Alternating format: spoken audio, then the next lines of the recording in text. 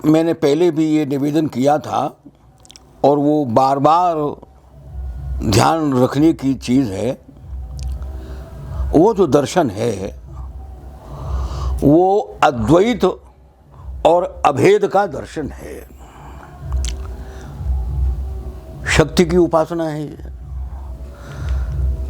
अब शक्ति मनुष्य में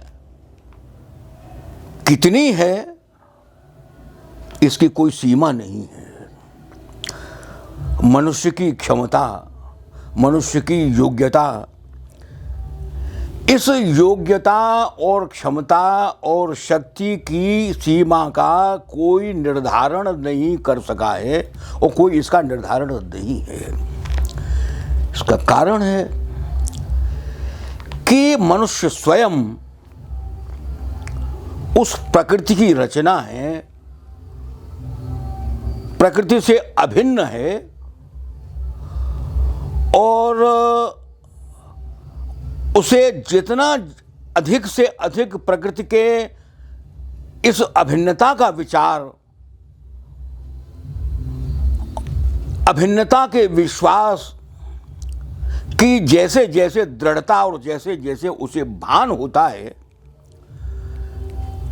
कि मैं प्रकृति से भिन्न नहीं हूं, अब प्रकृति को, उस प्रकृति की समग्रता को विभिन्न दार्शनिकों ने अनेक नाम दे दिए। जैसे किसी ने ब्रह्म कह दिया। वो नाम से कोई अधिक अंतर नहीं पड़ता, वो व्याख्या करने का एक ढंग है, व्याख्या करने का एक तरीका है। किसी ने उसे यद ब्रह्म कहा और किसी ने उसे परम शिव कहा, किसी ने उसे शिव कहा, किसी ने उसे शक्ति कहा। लेकिन जो श्रीविद्या दर्शन है उसका आधार त्रैपुर सिद्धांत है। त्रैपुर सिद्धांत उसे कहते हैं जिसमें ये सारा जो विराट है, सारी जो सृष्टि है, सारा जो सचराचर है, वह 36 तत्वों का विलास है। ये 36 तत्वों का विलास है और इसमें शिव, शक्ति, परम शिव, सदाशिव इत्यादि शब्दों का प्रयोग तो हुआ है और कभी कभी ऐसा लगता है कि ये शिव जो शैव दर्शन में है शायद ये वही शिव होगा। यहाँ शब्द तो वो है लेकिन अवधारणा अलग है। तो इस प्रकार से जो 36 तत्व हैं, अब वो 24 तत्व जो है सांख्य दर्शन में भी हैं। तो सांख्य दर्शन में और त्रैपुर सिद्धांत में ये अंतर है कि वहाँ 24 तत्व हैं और यहाँ 12 तत्व और अधिक हैं। तो अब 24 तत्व जो सामान्य रूप से सांख्य में भी हैं और त्रैपुर सिद्धांत में भी हैं। अब वो जैसे 5 महाभूत हैं। अब ये 5 महाभूत जो है वो सांख्य में भी हैं और ये त्रैपुर सिद्धांत में भी हैं। पृथ्वी, जल, तेज, वायु और आकाश।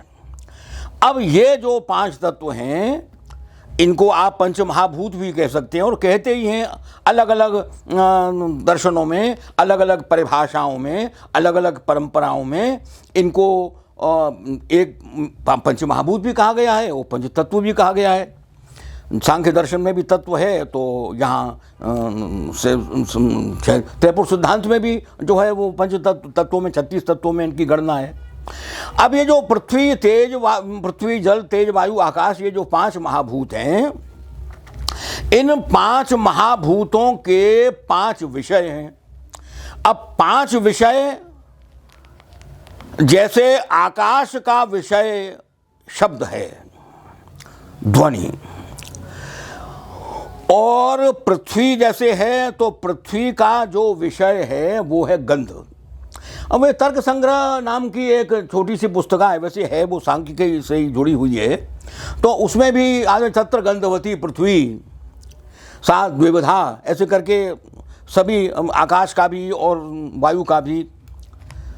तो जैसे शब्द जो है वो गुण है आकाश का, वैसे ही पृथ्वी का गुण है गंध,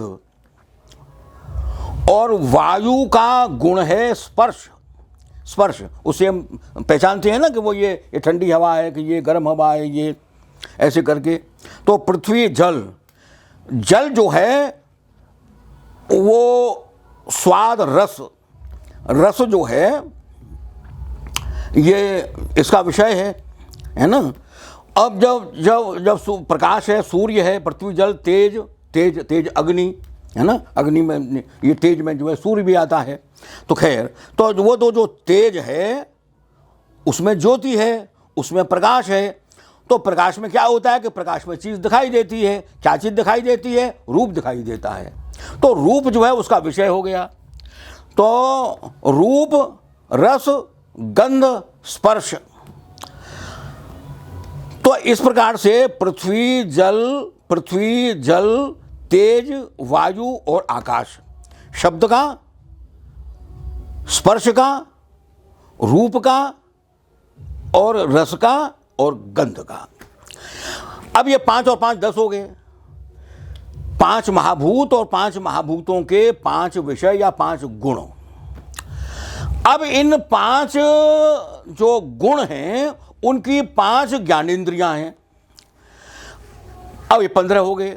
जैसे कि तेज का गुण है रूप, ज्योति, प्रकाश, प्रकाश से दिखाई देता है, रूप दिखाई देता है, आकार दिखाई देता है। ये तो प्रकाश नहीं हो तो कोई रूप नहीं है, फिर तो कोई आकार दिखाई नहीं देगा, वो तो अंधकार है। फिर अंधकार में क्या दिखाई देना है? तो आंखें नहीं दिखती हैं, वो तो प्रकाश के कारण से आंखें दिखती हैं। तो इसलिए प्रकाश की इंद्रिय, प्रकाश का गुण, उसका तेज का जो गुण है, वो जो रूप है, उसकी इंद्रिय है आंख। कि आंख जो है वो रूप को देखती है, तो तेज से जुड़ा हुआ है। तो यहाँ पंच महाभूत जो तेज है, उस तेज का गुण है रूप, और उसका दर्शन करने वाली जो उसका इंद्रिय है वो है आंख। अब इसी प्रकार से आकाश का गुण है शब्द। आकाश का गुण शब्द है, और उस शब्द को सुनने वाली जो इंद्रिय है वो है कान। कान के माध्यम से हम विराट से संपर्क करते हैं, है ना।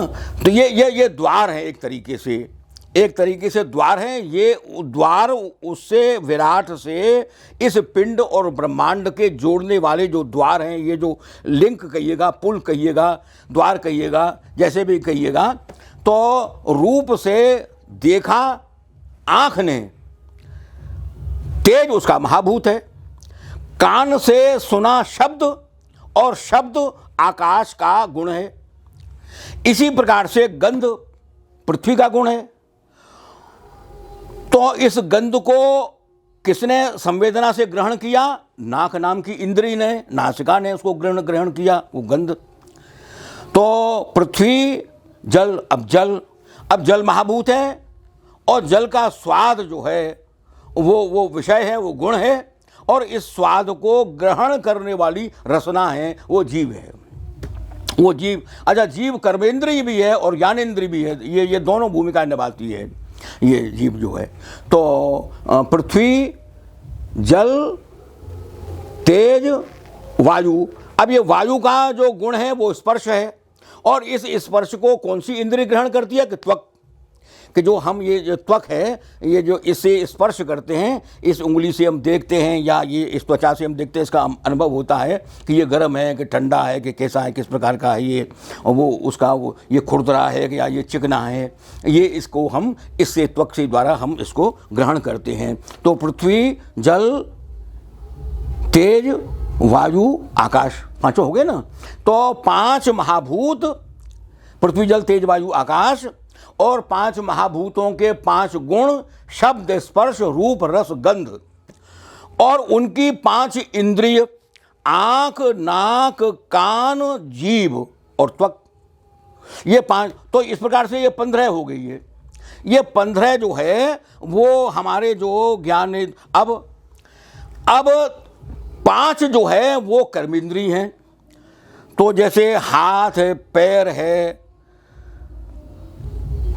पायु और उपस्थ हैं, जिनसे हम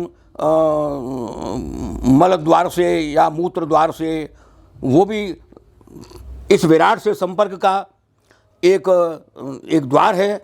क्यों? उस मुख से हम ग्रहण करते हैं, उसे हम भोजन करते हैं, है ना।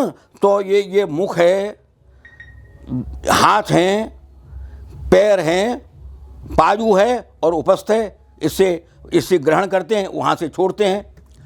तो वो कर्मेंद्रिय हैं, वो 5 कर्मेंद्रिय हो गए। इस प्रकार से ये सारी सृष्टि की व्याख्या कर रहे हैं त्रैपुर सिद्धांत में ही है।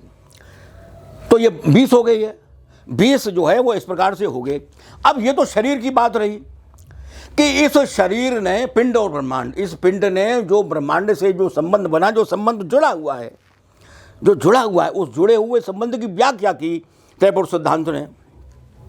अच्छा, अब ये 20 के बाद जो है वो 4 जो है वो हमारे अंतःकरण हैं। जैसे इंद्रियां बाहर के, करण माने इंद्रिय है, करण शब्द जो है वो इंद्रियवाचक है कि जो शरीर की जो इंद्रिय है वो भी करण है, वो बहिकरण है। अब ये जो अंतःकरण है, वो अंतःकरण है 4, वे हैं मन, बुद्धि, चित्त और अहंकार। अहंकार का मतलब यहाँ अभिमानवाचक वो नहीं है, अभिमान अहंकार का विकृत रूप है। अभिमान जो है वो अहंकार का जो विकृत रूप बन जाता है, तब वो अभिमान होता है। सामान्य अहंकार तो उदात्तीकरण भी होता है। अहंकार का उदात्तीकरण जब जैसे श्री कृष्ण है, अब जैसे विश्वोहम विश्वभोक्ता हम, अब वो जो अहंकार इतना बड़ा बन गया कि उसने मैं सारा विश्व ही में हूँ, या जैसे विवेकानंद का मैं भारत हूँ, तो वहाँ वो व्यक्ति अहम नहीं है, वो व्यष्टि अहंकार। देखिए, अहंकार के 2 रूप हैं, एक खंडित है, एक अहंकार को खंडित अहंकार कहते हैं, जहाँ वो केवल व्यष्टि को सोचता है, मैं, मेरा भोजन, मेरा खाना, मेरा पीना, मेरा सोना, मेरा उठना, मेरा बैठना, ये खंडित अहम है। ये मिथ्या दृष्टि है, क्योंकि तेरा खाना दूसरों के खाने से भिन्न नहीं हो सकता। अरे भाई, कौन जो है अन्न उगा रहा है, कौन पानी दे रहा है, और पानी के लिए किसने जो है ट्यूबवेल लगाया हुआ है, और किसने ट्रैक्टर का लोहा बनाया है, लोहा निकाला किसने, एक एक चीज़ को आप देखेंगे तो उसमें सारी समष्टि, सारा संसार, सारा समाज समाया हुआ है, देश और विदेश उसमें समाये हुए हैं। तो इसलिए वो जो अहम है वो खंडित अहम है। तो यहाँ अहंकार करण की बात है, यहाँ उसकी अभिमान वाली बात नहीं है। ये अहंकार होना इसके बिना तो जीवन ही नहीं बनेगा। इस अहंकार के लिए आदमी जीता है, इस अहंकार के लिए वो अनुभूति करता है। तो वो अहंकार है, यहाँ व्यापक अहंकार है यहाँ।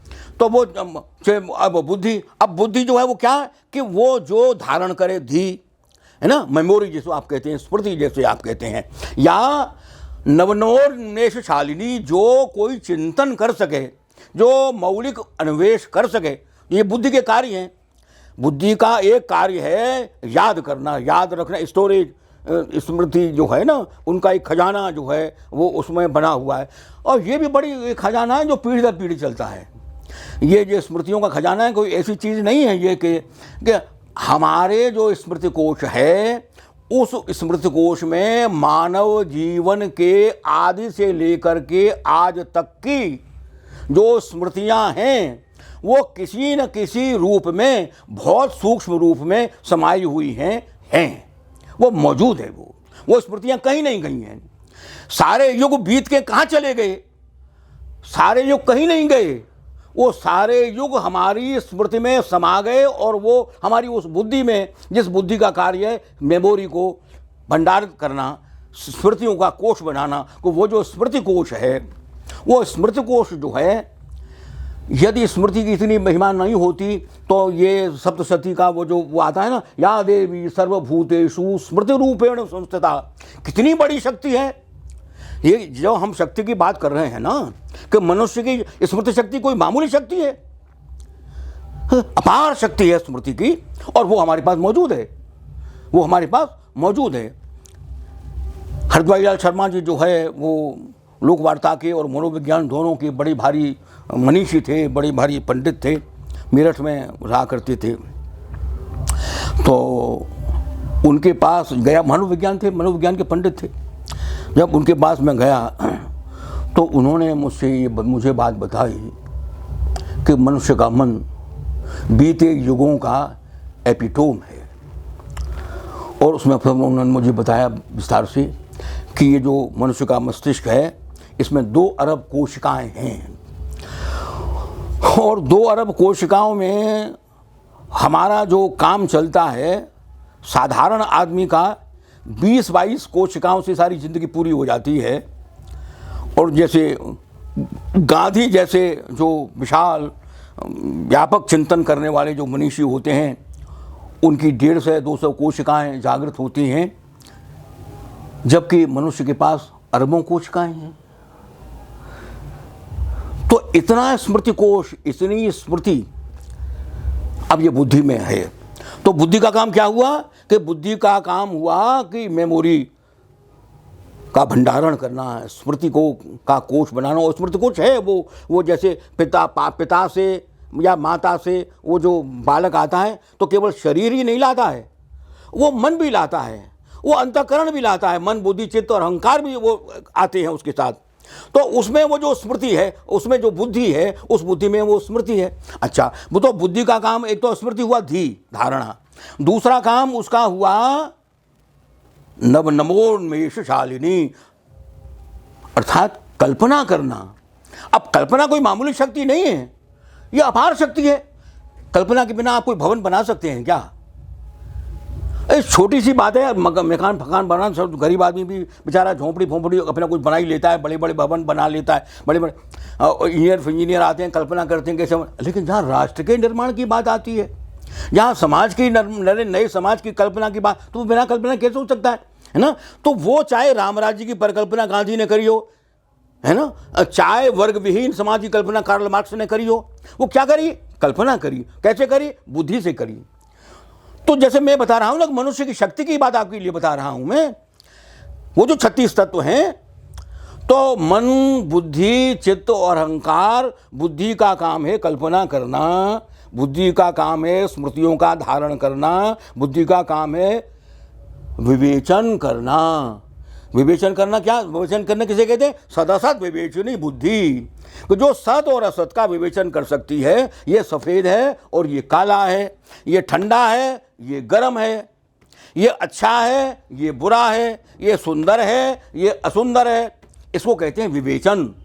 ये दूध है, ये पानी है, तो इसे विवेचन कहते हैं। तो बुद्धि का काम क्या हुआ कि बुद्धि का काम हुआ स्मृति याद रखना। बुद्धि का काम है नया चिंतन करना, बुद्धि का काम है नई कल्पना करना, और बुद्धि का काम है विवेचन करना। विवेक, उस शक्ति को हम विवेक कहते हैं। तो ये बुद्धि के काम है। तो इस प्रकार से मन अब मन संकल्प विकल्पात्मकम मन, कि मन क्या करता है? मन संकल्प और विकल्प करता है। ऐसा करें नहीं, ऐसा भी हो सकता है, ऐसा भी किया जा सकता है, ये विकल्प करना मन का काम है। तो संकल्प विकल्पात्मकम मन, तो मन बुद्धि और चित्त, चेतना है, जागृत है, उसमें हम सो जाते हैं। ये उसकी अवस्थाएं हैं कि जो है हम गहरी निद्रा में लीन हो गए हैं, है ना, सुषुप्ति में चले गए हैं, हम निद्रा में हैं, नींद में हैं, हम चैतन्य हैं, हम जागृत हैं। तो मन बुद्धि चित्त और अहंकार इन सबका संयोजन कर रहा है। तो इस प्रकार से अब ये 4 तत्व ये हो गए। अब आगे की जो बात जो है वो जरा देखने की, समझने की थोड़ी सी बात है कि यहाँ तक की जो बात है वो तो सांख्य में भी है और दूसरे दर्शनों ने भी वो बात कही है।